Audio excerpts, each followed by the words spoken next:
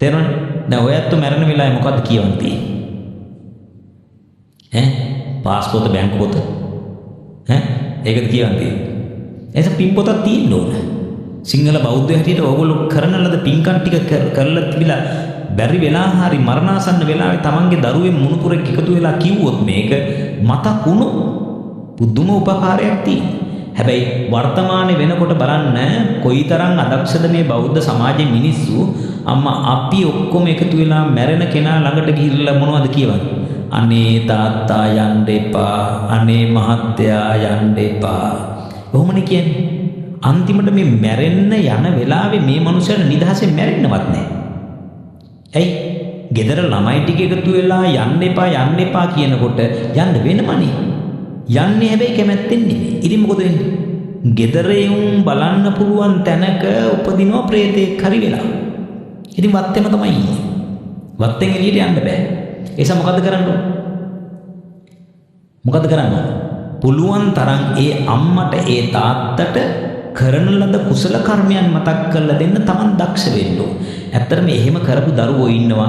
ඒ එහෙම කරලා ඉවර වෙලා ප්‍රතිසන්දි ලැබපු තැන් පිළිබඳවත් අපිට ඇවිල්ලා වාර්තා කරනවා කියනවා ස්වාමීනි අම්මා මෙන්න මේ වගේ තැනක මේ පැවිදි මේ ප්‍රතිසන්දි ලැබලා ඉවර වෙලා ඇවිල්ලා හීනෙන් පෙනිලා ඇවිල්ලා කිව්වා ස්වාමීනි මම අම්මා මෙන්න මෙතනයි ඉන්නේ කියලා. තේරුණා? මම එක උදාහරණ කතාවක් කියන්නම් ඔයාලට ඊට පස්සේ තේරෙයි කතාව. පහුගිය කාලයක එක්තරා තරුණ දරුවෙක් ගෙදර භාවනා කරනවා. භාවනා කරන ඒ දරුවගේ අම්මා මැරුණා. අම්මා මැරලා මෙයා ඇඳ උඩට වෙලා වාඩි වෙලා පළඟ බැඳගෙන භාවනා කරන්න ලෑස්ති වෙනකොට එනවා කකුල් දෙකක් විතරක් ඇවිදගෙන ඇඳ ගාවට එනවා. ඊට පස්සේ මේ ළමයා ටිකක් තිගැස්සෙනවා. තිගැස්සිලා කියන්නේ ළමයා කියලා කියන්නේ චූටි ළමයෙක් නෙමෙයි. සාමාන්‍ය මේ පුතාලා වගේ මැදි වයස කෙනෙක්. තරුණ වයස චුට්ටක් ඉක්මුවා විතරයි. අවුරුදු 30ක විතර කියලා හිතන්න. මේ ළමයා අහනවා කවුද මේ? පුතේ මං අම්මා. ඇයි එතකොට මෙහෙම? අනේ පුතේ මට වස්ත්‍ර නැහැ. මට අඳින්න වස්ත්‍ර නැහැ. ඒ නිසා නුඹට පේන්න එන්න විදිහක් නැහැ. මට වස්ත්‍ර නැහැ. එතකොට දැන් කකුල් දෙක විතරයි පේන්නේ. අහනවා මොකක්ද අම්මා කෙරෙන්න ඕන? ඒ වෙලාවේ කියනවා රුවන්වැලි මහා සෑයට ගිහිල්ලා කිරියාහාර පූජාවක් කරලා අටපිරිකර පූජාවක් කරලා මගේ නම විතරක් කියලා පින්වන්මෝදන් කරන්න තාත්තටවත් පින් දෙන්න එපා කියනවා. ඒ කියන්නේ මොකක්ද? ඒ පින වෙන කෙනෙකුට චුට්ටක්වත් යනවට එයා කැමති නෑ. ඒ කියන්නේ ප්‍රබලවම පින ඕන. ඊට පස්සේ මොකද වෙන්නේ? මේ දරුවා අටපිරිකරක් අරගෙන ගිහිල්ලා පූජා කරලා අංග සම්පූර්ණ අටපිරිකර නිකන් දැන් තියෙන නිකන් අටපිරිකර නෙමෙයි. දැන් තියෙන අටපිරිකර වල මොකක් කෑල්ලක් ගන්න බෑනේ පුතා. තේරෙනවද? ඒ පාත්‍රයෙන් ආයෙ ටොයිලට් එකට වතර යන්න බෑ. සිවුරු තියෙන ඒවා කෑලි තියෙන ඒවා අඳින්න පොරවන්න බෑ. ඉතින් අංග සම්පූර්ණ අටපිරිකර නිවැරදිව හදලා පාත්‍රයකුත් කළු කරලා ඒක උඩ තියලා අරගෙන ගිහිල්ලා පූජා කරලා කිරියාහාර පූජාවකුත් පූජා කරලා අම්මගේ නම කියලා අම්මට පමණක් පින් අනුමෝදන් කරනවා. ඊට සතියකට විතර පස්සේ ඒ අම්මා රතු පාට සලුපිලි ඇඳගෙන ඇවිල්ලා පෙනී ඉඳලා කියනවා දිව්‍යාංගනාවගේ පරිවාර දිව්‍යාංගනාවෝ ඉන්නෝනේ සේවක පිරිස. අන්න එතන ඉපදිලා. එතකොට බලන්න මේ පින්ගත හැකි තැනක තමයි ඉඳලා තියෙන්නේ. පින්ගත හැකි තැනක උත්පත්තිය ලැබලා ඔය පරදත්තෝපජීවී භාගයේ പ്രേත කොට්ටාස වල උත්පත්තිය ලැබුවාම ඒ පින අරගෙන භවයේ පොඩි උසස් වීමක් වෙන්න පුළුවන්. ඒ කියන්නේ එයාට වස්ත්‍ර පහළ වෙන්නේ මොනෙන්ද? පිනේ. අපි දෙන පිනෙන් තමයි මොනවද පහළ වෙන්නේ? මොනවද පහළ වෙන්නේ? වස්ත්‍ර පහළ වෙන්නේ. තේරෙනවනේ? ඊට පස්සේ ඒ වගේම ආහාර පාන පහළ වෙන්නේ කොහොමද? අපි දෙන පිළි. ඒ කියන්නේ පරදත්තෝපජීවි කියන්නේ අනුන් දෙන පරදත්ත. අනුන් දෙන එක මත තමයි උපජීවි. ඒ මත තමයි ජීවත් වෙන්නේ. එහෙම තමයි එයාගේ යැපීම තියෙන්නේ. හොඳයි.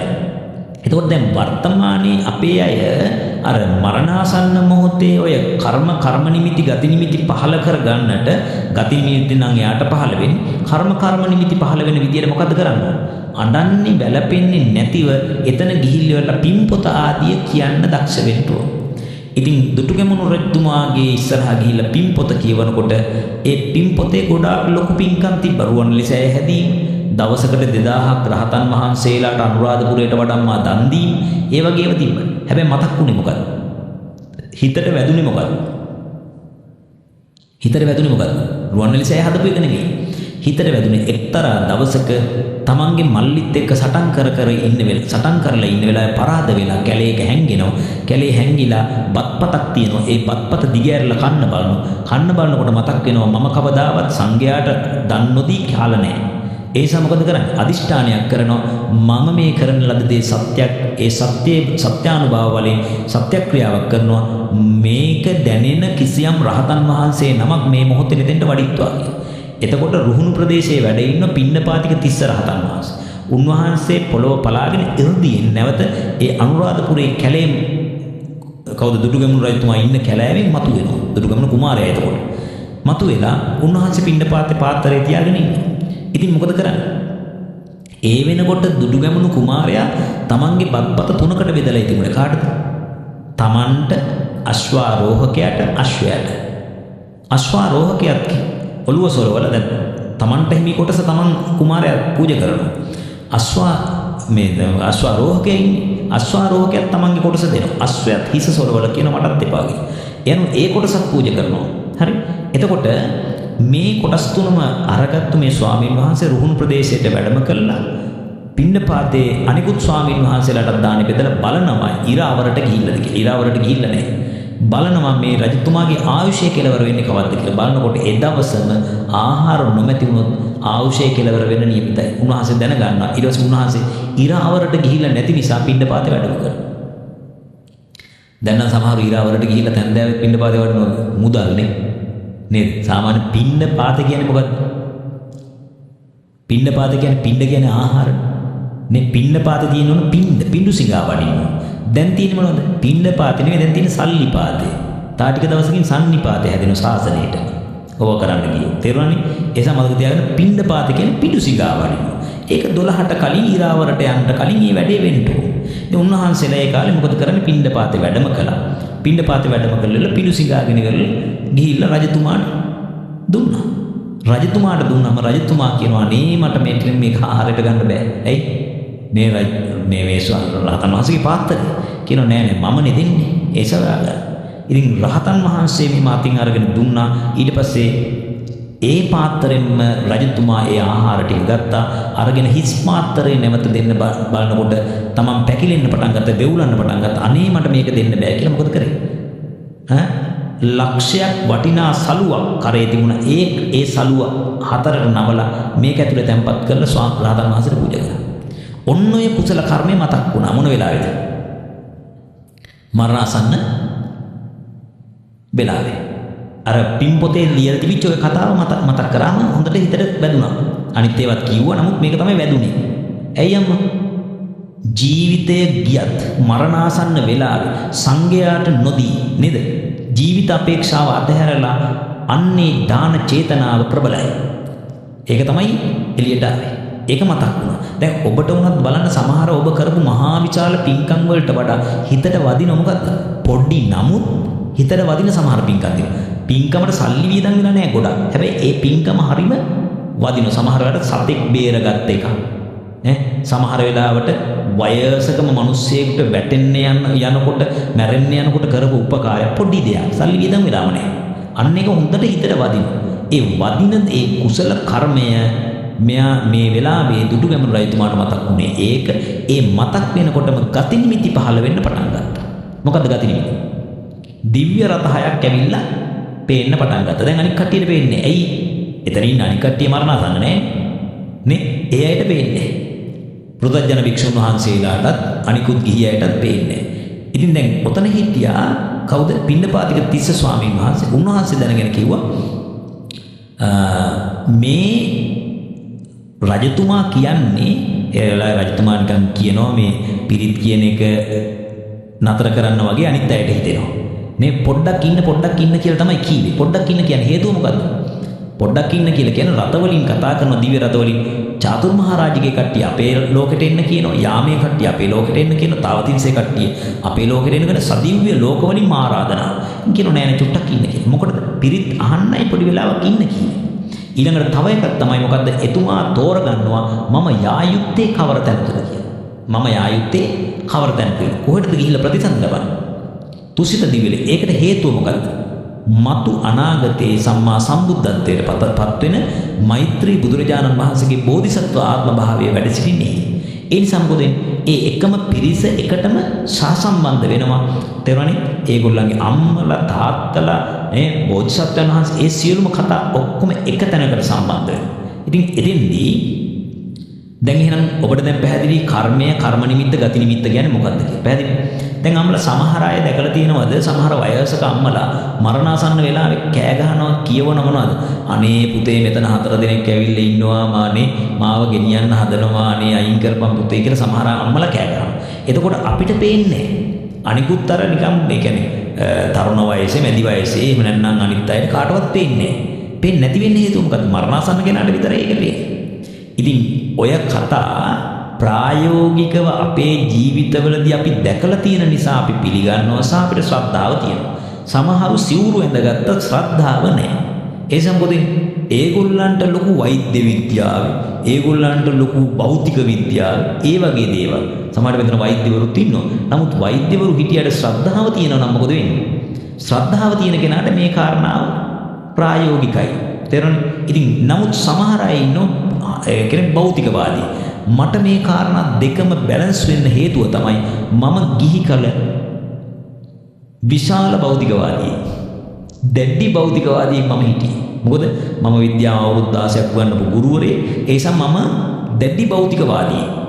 ඒක එහෙම හිතේ තියාගෙන මහාන වෙලා පළවෙනි අවුරුද්දම මම භෞතිකවාදයයි බුදුදහමයි දෙක ටැලි කරන්න බැලුවා. කිසිසේත්ම එකට සමාන වෙන්නේ නැහැ. ගැළපෙන්නේ නැහැ. ඊළඟට මොකද වෙන්නේ? පළවෙනි අවුරුද්ද අවසාන වෙනකොට මට මේ අභිධර්මයේ ඉගෙන ගන්නට ලැබෙනවා. අභිධර්මයේ ඉගෙනගෙන මේ ධර්ම න්‍යායන් පිළිබඳව හොඳට ඉගෙන ගන්නකොට මේ චිත්ත න්‍යාමයේ ආදී ධර්මතා ඉගෙන ගන්නකොට තේරෙනවා මේ විද්‍යාව කියලා කියන අත්දරුවෙක්, ලදරුවෙක්, පොඩි බබෙක්. ඒකේ සත්‍යයක් තියෙනවා, ප්‍රතිචතයක්. සත්‍යයක් තියෙනවා, ඒ සත්‍ය ප්‍රතිචතයක්. ඇත්තක් නැත්තෙම නෑ. දැන් උදාහරණයක් අපි ගත්තොත් එහෙනම් අපි හිතන්නේ අපි උගන්වන්නේ මොලෙන් හිතනවා කියලා නේ. මස්තිෂ්කයේ, අනුමස්තිෂ්කයේ, සුසුම්නාර්සිස් එකේ මේකේ මේ විච්ඡානුක ක්‍රියා, මේකේ අනිච්ඡානුක ක්‍රියා, මේකේ චලන සමාජය ඕනේ වෙන්නේ. එතකොට දැන් අපිට තේරෙනවා මේ මොලය කියලා කියන්නේ මොකක්ද? සමායෝජන මධ්‍යස්ථානයක් විතරයි. කෝઓඩිනේෂන් සෙන්ටර් එකක් විතරයි. අනිත් මෙතනින් තමයි කියන්නේ හෘදය වස්තුව ඇසුරු කරගත් ලේ ධාතුවේ තමයි සිත් උපදින්නේ. ඇසේ චක්කු ප්‍රසාද රූපේ සිත් දෙකක් උපදිනවා. කනේ සෝත ප්‍රසාදේ සිත් දෙකක් උපදිනවා. කියන්නේ සෝත විඥාන, චක්කු විඥාන වර්ග දෙකයි, කුසල විපාක අකුසල විපාක. කනේ සෝත විඥාන වර්ග දෙකයි, කුසල විපාක අකුසල විපාක. නාසයේ ගාන විඥාන දෙකයි, දිවේ ජීවහා විඥාන දෙකයි, කයේ කාය විඥාන දෙකයි. එතකොට දෙවරක් පහ 10යි. ස්ථාන පහයිනේ අම්මා. චක්කු, සෝත, ගාන, ජීවහා, කාය. දෙවරක් පහ 10යි. ඒකට කියන ද්විපංච විඥාන. එතකොට සිත් 89ක් බුදුරජාණන් වහන්සේ පදාරනවා. 89න් 10ක් ස්ථාන පහකට ලඝු වෙනවා. ඉතුරු 79ම උපදින්නේ මෙතන. කොතනද? හෘදය වස්තුවේ නෙමෙයි, හෘදය වස්තුවේ ඇතුළත පවතින අඩපතක් පමණ වූ ලේ ධාතුව. හෘදය වස්තුවේ කියලා කිව්වොත් ඔන්න ප්‍රශ්නයක් එනවා. මොකක්ද ප්‍රශ්න? සමහරුන්ගේ කාඩියක් මැෂින් හයි කරනෝනේ එළිය. දැන් එතකොට මොකද වෙන්නේ?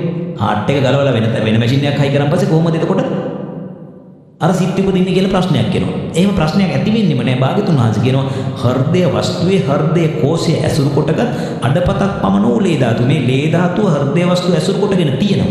හැබැයි දැන් අපි මේ කෝප්පය ගත්තොත් මේ කෝප්පේ වතුර ටික තියෙනවා. දැන් කෝප්පේ මාරු කරන්න බැරිද? පුළුවන්. වතුර ටික වෙන කෝප්පයකට දාන්න පුළුවන්. හැබැයි දැන් කෝප්පේ නිල් පාට වතුර තිබ්බහම වෙන කෝප්පයකට දැම්ම නිල් පාට ගතිය ඒක තියෙනවා. ආන්න ඒ වගේ මේවා බොහොම ධර්මයේ තුල ප්‍රකටව කියලා දෙන කාරණා. නමුත් ලංකාවේ තියෙන පුදුම අවාසනාවක් තමයි අභිධර්මයේ ඉගෙනගෙන නැහැ. ඒවා පොත් තියෙනවා. හැබැයි ඉගෙනගෙන නැහැ. අතිශය බහුතරයක් කිහි පැවිදි දෙපාර්ශ්වයේ මොනවද කරන්නේ? අනුන් කියන බණක් අහලා ඒ බණ කියන එක නිකර කවුරු හරි කියපු බණක් කියනවා. හරිද? නිවැරදි තේරවාදී අභිධර්ම පිටකයේ සප්ත ප්‍රකරණයේ ධම්මසංගණීය විභංගය ධාතු කතාව පුද්ගල පඤ්ඤත්තිය යමකය කතාවත්ව ප ဋ ාණය කියන මේ ප්‍රකරණ 7 ඉගෙනගෙන උගන්වනවා නම් ඔය ප්‍රශ්න වෙන්නේ. ඒකයි කියන එක. හොඳයි. දැන් මේ කර්ම නිමිති ගති නිමිති කියන තුනෙන් එකක් නේ දරුවෝ මේකට ඉදිරිපත් වෙන්නේ. මොකටද? මරණාසන්න චිත්ත වීදියේ ජවාන්සිත. එතකොට චුතිහිතෙන් මොකද්ද කරන්නේ? චුති හිතෙන් කරන්නේ මේ දක්වා තිබුණා වූ භවාංග සිතේ අරමුණ චුත කරලා දානවා. ඊට පස්සේ ජවනේ අරමුණ අරගෙන ප්‍රතිසන්දි ලබනවා. පැහැදිලි කතාව? ඒතකොට මෙන්න කාරණාව. දැන් මම ඒක උපමාවකින් පෙන්නනවා. බලන්න. දැන් ඔන්න කිසියම් කෙනෙක් හරිද දිව්‍ය පුත්‍රයා රුවන්වැලි මහා සෑය මරණාසන්න මොහොතේ මතක් වෙලා එයා ප්‍රතිසන්දි ලබනවා. එතකොට ප්‍රතිසන්දි සිතේ අරමුණ මොකක්ද? රුවන්වැලි සෑය අරගෙන ගියේ. මරණාසන්න මොහොතේ මතක් වුණේ මොකද්ද? රුවන්වැලි සෑය. එහෙනම් දැන් ප්‍රතිසන්දි සිතේ අරමුණ මොකද්ද? රුවන්වැලි සෑය. භවාංග සිතේ අරමුණ මොකද්ද?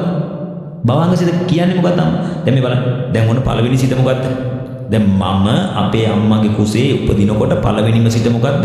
ප්‍රතිසන්දි සිත. ප්‍රතිසන්දි සිත ඇති වුණාට පස්සේ ඊළඟ සිත් ටික මොනවද? භවාංග සිත. ඊට පස්සේ ඇසෙන් රූප බලන්නේ නැති, කනෙන් ශබ්ද අහන්නේ නැති, නාසයෙන් ගඳ සුවඳ විඳින්නේ නැති, දිවෙන් රස බලන්නේ නැති, කයෙන් පහස විඳින්නේ නැති, අතීතය ගැන හිත හිතා ඉන්නේ නැති, අනාගතය ගැන පතපතා ඉන්නේ නැති සෑම වෙලාවකම අපිට පහළ වෙනවා මොකද්ද? අපේ මේ ශරීරය මැරෙන්න දෙන්නේ නැතුව මේ මනුස්ස භවය ආරක්ෂා කර ගැනීම සඳහා සිත් ටිකක්. දැන් හිතන්නකෝ පුතා. දැන් ඔය දරුවෝ ඔන්න දැන් ඇහෙන් රූප බල ඉන්නවා. ඔයා නිදා ගන්න. නිදාගත්තට පස්සේ ඇහෙන් රූප බලන්නෙත් නැහැ, කනෙන් ශබ්ද අහන්නෙත් නැහැ, නාසයෙන් ගන්ධ විඳින්නෙත් නැහැ, දිවෙන් රස බලන්නෙත් නැහැ, කයෙන් පහස විඳින්නෙත් නැහැ, අතීතේ හිත හිතා ඉන්නෙත් නැහැ, අනාගතේ පතන්නෙත් නැහැ. ඒ වෙලාවට ඔයා මැරෙනවද? පහුවදා උදේ ආයෙ නැගිටලා වැට්ට යන්නේ. එතකොට ඒ ටික වෙලා නිදාගත්ත ටික වෙලාවේ ඔයාගේ ජීවිතය ආරක්ෂා වුනේ මොකෙන්ද? අන්නර භවයේ අංග වශයෙන් පහළ වෙන සිත්. භවය දැන් අපි ලබලා තියෙන මනුස්ස භවයනේ. ඒ මනුස්ස භවය ආරක්ෂා කරගන්න සිත්. භවයේ අංග වශයෙන් පහළ වෙන සිත් භවාංග සිත්.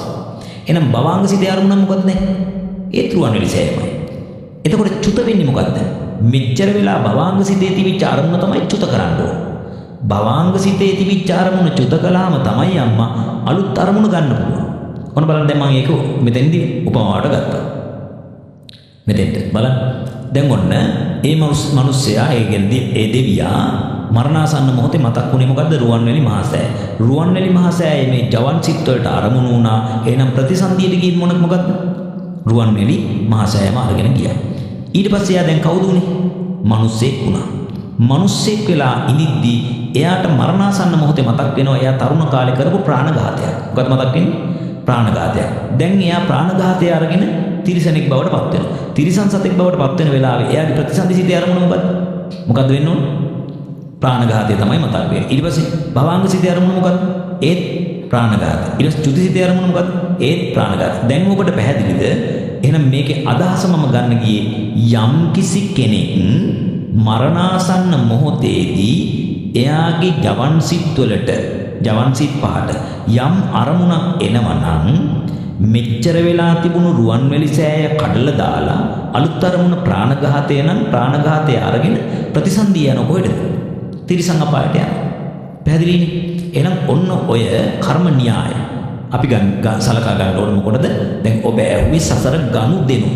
දැන් ගනුදෙනු වලදී මොකක්ද මුලින්ම කරගන්න ඕන මොකද? කර්ම ටික. ඒ කර්ම විපාක වශයෙන් යනකොට ඕකේ අපිට ප්‍රත්‍යක් තියෙනවා. මොකද්ද? කර්ම ප්‍රත්‍ය. අරගෙන බලන්න කර්ම ප්‍රත්‍ය. කර්ම ප්‍රත්‍ය විස්තර කරනවා කුසල කුසලං කම්මං විපාකානං කන්දානං කටත්තාච රූපානං කම්මපච්චේන පච්චේ. මොකක්ද තියෙන්නේ? කුසල කුසලං කම්මං විපාකානං කන්දානං කටත්තාච රූපානං කම්මපච්චේන පච්චේ. එතකොට කුසල අකුසලං කම්මං කුසල අකුසල කර්මයන්ගේ විපාකානං කන්දානං විපාකානං කන්දානං කියන්නේ විපාක ස්කන්ධයන්ටද කටත්තාච රූපානං කටත්තා රූප කියන්නේ මොනවද? කර්මජ රූපයන්ටද කම්මපච්චේන පච්චයෝ කර්ම ප්‍රත්‍යෙන් දායක වන්නේ. දැන් ඔන්න එහෙනම් ඉස්සෙල්ලා කතා කරා මොකක්ද අම්ම? කර්ම ටික. දැන් කතා කරන්න යන්නේ මොකද්ද? විපාක ටික. කුසල කුසලං කම්මං කුසල කර්ම අකුසල කර්මයන්ගේ විපාකානං කන්දානං විපාක ස්කන්ධයන්ට. විපාක ස්කන්ධයන් කියලා ගන්නේ මොනවද? විපාක සිත් ටිකයි විපාක චෛතසික ටිකයි. මොනවද? ස්කන්ධ සාමාන්‍යයෙන් හතරයි තියෙන්නේ සිත්වල. මොනවද? වේදනා සංඥා සංකාර විඥාන කියන මේ සතර නාම ස්කන්ධයන් ටික ගැන තමයි මේ කතා කරන්නේ. එහෙනම් මේ බලන්න දැන් ඔන්න ඔබ කුසල කර්මයක් කරනවා. ඒ කුසල කර්මය නිසා ඔබට පහළ වෙනවා විපාක සිත. හරිනේ? දැන් ඔය පහළ වෙන විපාක සිත් තුළ එකක් මම ගන්න චක්කු විඤ්ඤාණය. අනිත් ටික ගැන පස්සේ හිතා කියලා දෙන්න. එකක් මම ගන්න චක්කු විඤ්ඤාණය. දැන් ඔබට මේ වෙලාවේ භාග්‍යවත් බුදුරජාණන් වහන්සේගේ ප්‍රතිමා වහන්සේ පේනවා. ඒක රුවන්වැලි සෑයේ පේනවා. ස්වාමින් වහන්සේ පේනවා. ඔබට මේ බුදුරජාණන් වහන්සේගේ ප්‍රතිමා වහන්සේ පේන්නේ කුසල කර්මයක විපාකයක් මිසක් අකුසල කර්මයක විපාකයක් මිසක්. කුසල කර්මයක විපාකයක් නිසා. කුසල කර්මයක විපාකයන් නිසා පහළ වෙන මේ චක්කු විඤ්ඤාණය කියන මොකද්ද? කුසල විපාක චක්කු විඤ්ඤාණය. මොකද්ද? කුසල විපාක චක්කු විඤ්ඤාණය. දැන් කුසල විපාක චක්කු විඤ්ඤාණයේ තියෙන මොකද්ද? සිතක් තියෙනවා. ඒ වගේම චෛතසික තියෙනවා. මොනවද තියෙන චෛතසික? කියන්නේ හතක් තියෙනවා. මොනවද? පස්ස, වේදනා, සංඥා, චේතනා, ඒකග්ගතා, ජීවිතේන්ද්‍රී, මානසිකාර. එතකොට මෙන්න මේ කියන්නා වූ චෛතසික 7 අපිට බෙදන්න පුළුවන් කාණ්ඩ 3කට. මොනවද? වේදනා කාණ්ඩයට, සංඥා චෛතසික කාණ්ඩයට, ඊටු ටික ඔක්කොම දැම්මම පහක් එනවා. මොකද? සංකාර ස්කන්ධයට. හරිනේ?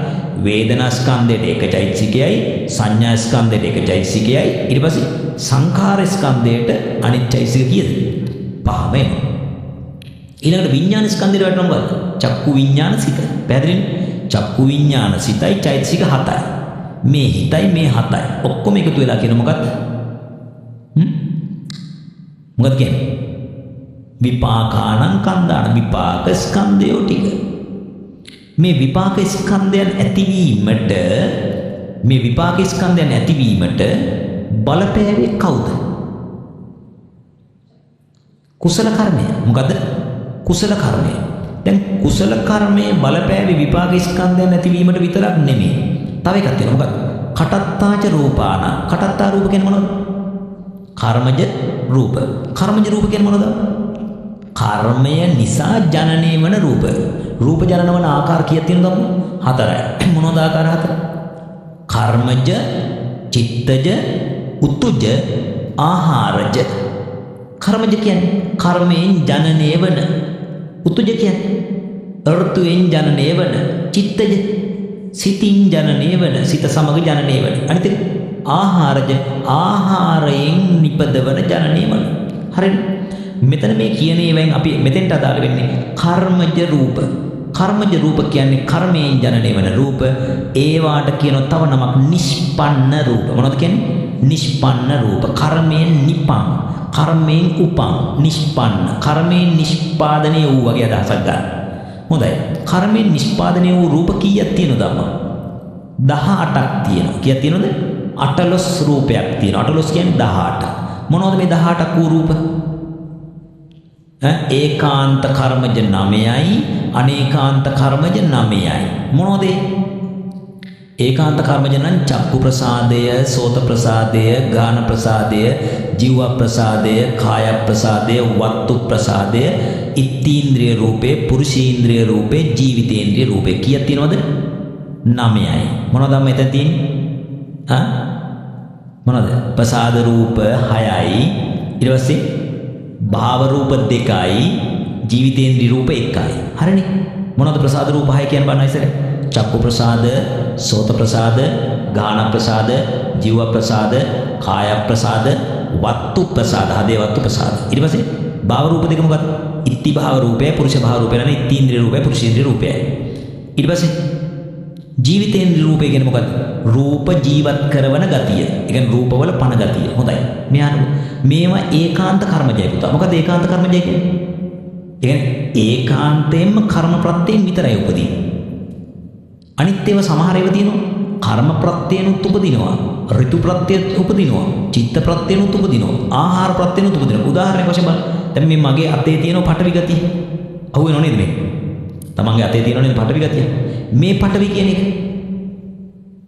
කර්මයෙන් උපදින්නත් පුළුවන්. ආහාරයෙන් උපදින්නත් පුළුවන්. ඒ කියන්නේ අපි කාපු බත් පාන් පරිප්පු කඩල වලින් මේක උපදින්න පුළුවන්. තව ඍතුයෙන් උපදින්නත් පුළුවන්. තේරුණාද? තව චිත්තයෙන් උපදින්නත් පුළුවන්. තේරුණාද? දැන් ඔයගොල්ලන්ට සමහර වෙලාවට කේන්ති ගියාට පස්සේ මූණ නිකන් අර දෙබරට ගල් ගැහුවා වගේ වෙන්නේ. එතන එන්නේ මොකද්ද? ඒ පඨවි මොනවද? ඒ පඨවි චිත්තජ පඨවි. දැන් තේරුණාද කියන එක? එහෙනම් මේවා අනේකාන්තයි. අනේකාන්ත කර්මජ රූප කීයක් තියෙනවද? ඒකාන්ත 9, අනේකාන්ත 9. අනේකාන්ත 9 කියන බලන්න. පඨවි, ආපෝ, තේජෝ, වායෝ, වර්ණ, ගන්ධ, රස, ඕජා නෑ. පරිච්ඡේද රූපය.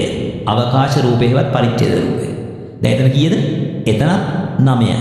සුද්ධාෂ්ටකයයි පරිච්ඡේද රූපයයි. නාමකාශ රූපය. ඔන්න ඔය ටිකට කියන මොකක්ද අම්මා? මොනවද? කටත්තා රූපාන. දැන් ඔන්න බලා ගන්න ආයතනයක් මතක තියාගන්න. ඕගොල්ලෝ මේ සසර ගනුදෙනු පිළිබඳව අහපු නිසා සසර ගනුදෙනු වලදී කර්මයයි විපාකයයි ගනුදෙනු. කර්මයේ විපාකය ගැන යහන්න. ඒතර කර්මය නම් මොකද? කුසල අකුසල කර්ම. කුසල කර්ම කරන්න මොනවද ඉදිරිපත් වෙන්නේ යම්? කුසල කර්ම කරන්න ඉදිරිපත් වෙන්නේ කුසල් සිද්ධිය. අකුසල කර්ම කරන්න ඉදිරිපත් වෙන්නේ අකුසල් සිද්ධිය. අකුසල් සිද්ධිය තියෙනවද? අකුසල් සිත් ඔක්කොම 12යි.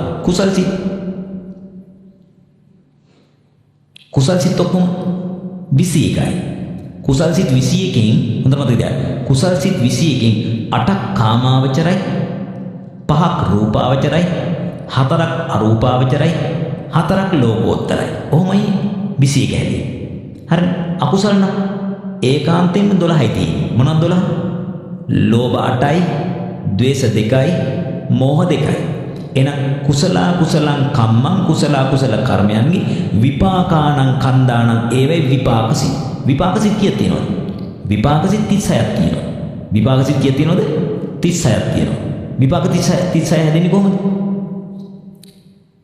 ඔනෝ ඉගෙන ගන්න. අහේතුක කුසල විපාක 8යි, අහේතුක අකුසල විපාක 7යි, සහේතුක කාමාවචර මහා විපාක 8යි, රූපාවචර විපාක 5යි, අරූපාවචර විපාක 4යි, ලෝකෝත්තර ඵලසිත 4යි.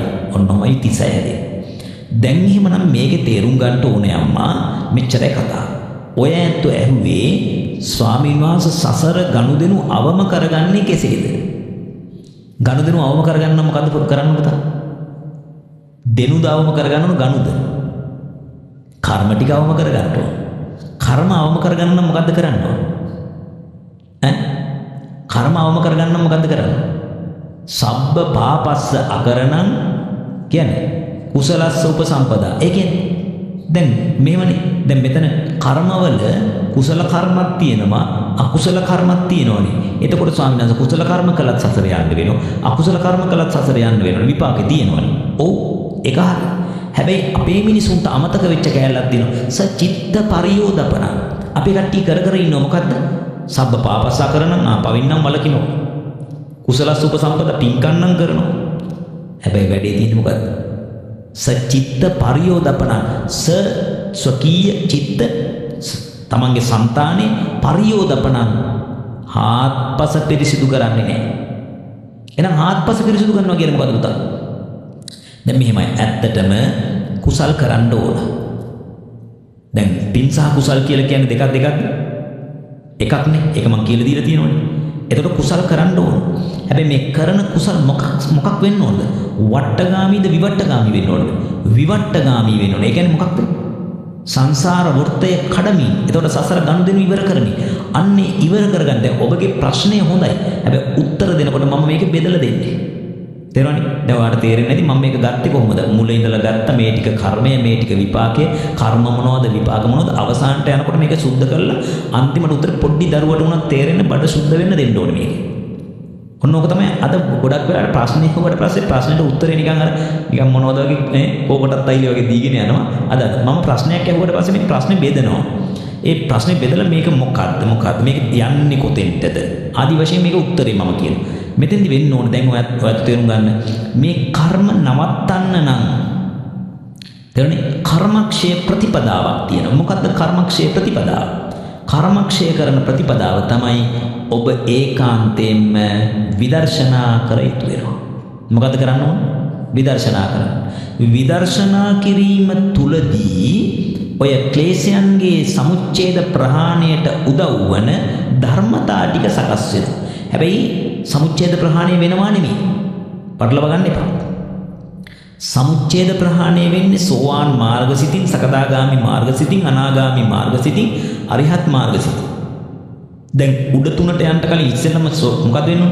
සෝවාන් මාර්ගසිතට යන්න ඉතින්. එහෙනම් සෝවාන් මාර්ගසිතින් සමුච්ඡේද ප්‍රහාණය වන ක්ලේශය දෙකක් තියෙනවා. පුළුවන් නම් ක්ලේශ දෙක කියන්න බලන්න.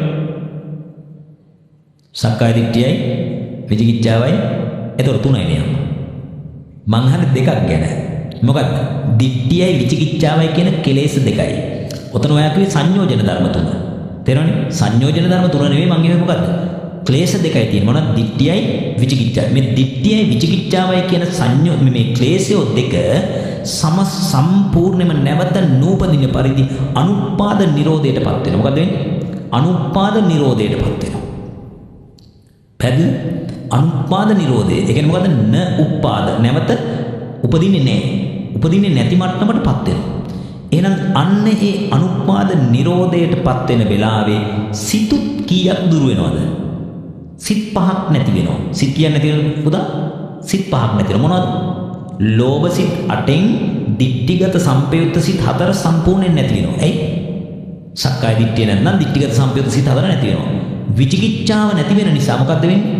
මෝහ සිත් දෙකේ විචිකිච්ඡා සම්පයුක්ත සිත නැති වෙනවා. සිත් පහක් සම්පූර්ණයෙන්ම අනුපාද නිරෝධයටපත් වෙනවා. අනුපාද නිරෝධයටපත් වෙනවා.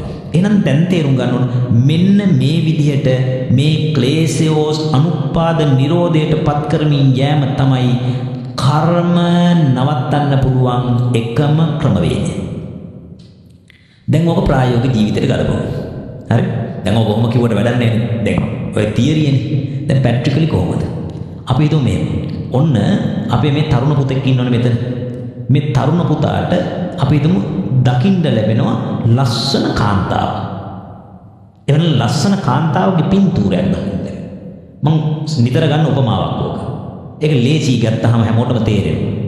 මේ තරුණ පුතා දැක්කහම තරුණ කාන්තාවකගේ පින්තූරයක් නැත්නම් තරුණ කාන්තාවක්ම දැක්කහම රාග නිස්ෘත සිතක් පහළ වෙනවා. ඒ කියන්නේ ලෝභ සිත 8න් එකක් පහළ වෙනවා. ඕකෙදි මේ පුතාට විතරක් නෙමෙයි දූටත් එහෙම තමයි. තේරුණානේ?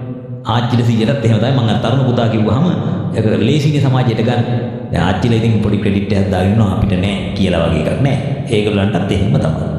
හරි? එතකොට දැන් මම අර එක දවසක් දැකපු කතාව මම ඔය බණන් විතරම කියනවා.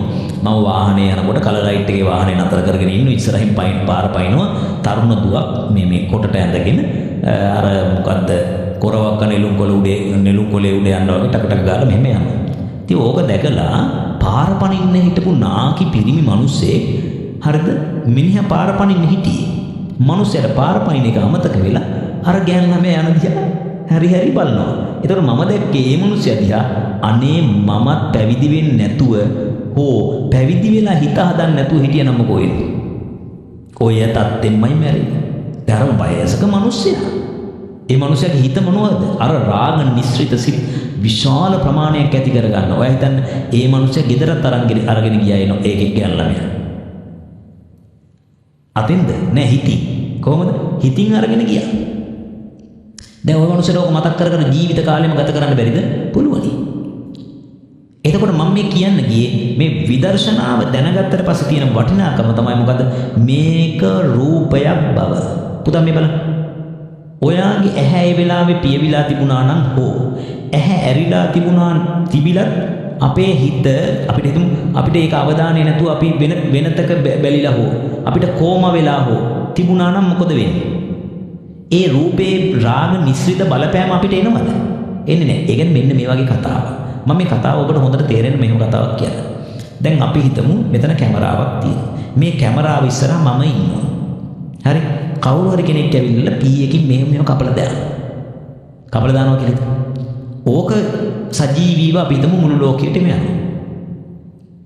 ඔයාගේ ගෙදර ඉඳගෙන ඔයාට මොකද වෙන්නේ? කේන්ති යනවා. අපේ මේ පට්ටානේ හාමුදුරුවන්ගේ ගෙල කැපුවානේ ආදි වශයෙන් කතාවක් කියලා. ඔයාට හරියට කේන්ති යනවා.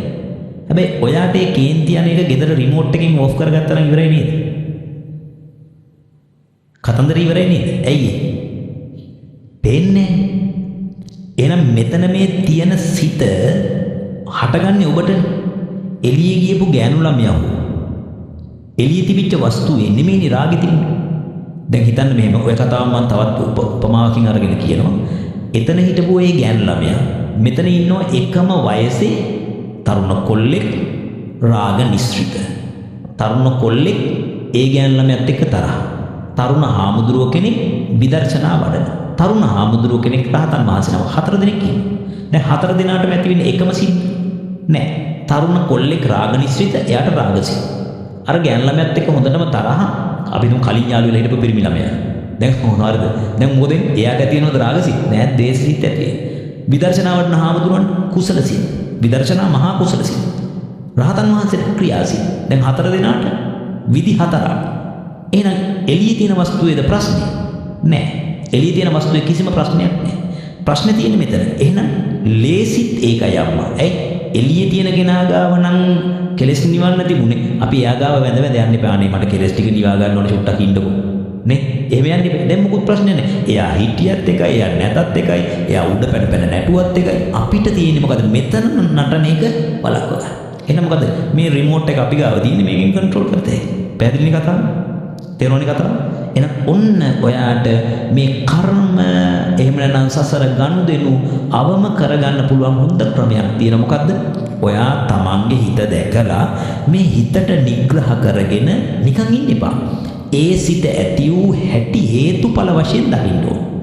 රූපායතනං චක්කු විඤ්ඤාණ ධාතුයා තං සම්පයුත්තකානං ච ධම්මානං ආරම්මන පච්චයේන පච්චයෝ එහෙම දකින්න. තව ඕන අපිට දකින්න පුළුවන් මොකද්ද? කුසල කුසලං කම්මං විපාකානං කන්දානං මේ චක්කු විඤ්ඤාණය පෙර කරන ලද කුසල කර්මයක විපාකයකි. දැන් ලස්සන ස්ත්‍රියක් දකින්නකොට ඔයා හිතන්නේ එතන හටගත්තේ කුසල විපාක චක්කු විඤ්ඤාණයද අකුසල විපාකයක්ද? කුසල විපාකයක. බලන්න ආවේ කුසල විපාකයක. හරවගත්තේ අකුසලයකට. දැන් තේරෙනවද කතාව? එහෙනම් ආවේ හොඳ එකක විපාකයක්. දැන් හරවගත්තේ අකුසලයේ. දැන් බාහ්‍ය දාරුචීරිය ස්වාමීන් වහන්සේ බුදුරජාණන් වහන්සේ මොකද්ද කිව්වේ? දිත්තේ දිත්ත මත්තම් භවිස දැක්ක විතර ඒක විපාකය. ඒ විපාකයට අලුත් කර්ම බඳින්න එපා. අපි මොකද්ද කරන්නේ? ඒකාන්තයෙන්ම මේ දැකලා නිකා ඉන්නේ මේකට කර්ම බඳිනවා. ඒක පුතා කොච්චර කීවත් ඉතින් අපිට ආයි කන්ට්‍රෝල් කරන්න අමාරුයි. ධර්මයේ නොදන්න කාලේ ධර්මයේ දැනගත්තට පස්සේ මොකද්ද කරන්න පුළුවන්? බහා බලන්න පුළුවන්. ධර්මයට බස්සලා මේක ගැලපෙනවද කියලා බලන්න පුළුවන්. බලනකොට ගෙවෙන බව පේනවා. දැන් එතකොට ඇත්තටම අපි රූප දකින්නේ නැද්ද? මාත්‍ය රූප S2 අන්ද කරගෙන වැඩේ කරන්න බෑ. කන් දෙක පිහිරි කරගෙන මේ වැඩේ කරන්න බෑ. එහෙනම් නිවන් දකින්න මොකද්ද කරන්න ඕන? S2 ගලවලා දාලා කන් දෙක අයින් කරලා දාලා නාය කපලා දාලා එහෙම කරන්න එපා. දිව අයින් කරලා නෑ. මේ ඔක්කොම තියෙද්දි දරුවා ඉඳිද්දි අම්මා ඉඳිද්දි බිරිඳ ඉඳිද්දි ඒවා පරිහරණය කරද්දි ඒවයින් ඇතිවන ක්ලේශයෝ නසන විදිහේ ක්‍රමවේදයක්. ඒක තමයි කියන්නේ මොකද? කර්මක්ෂය කර ප්‍රතිපදාවක් බුදුරජාණන් වහන්සේගේ දේශනාව.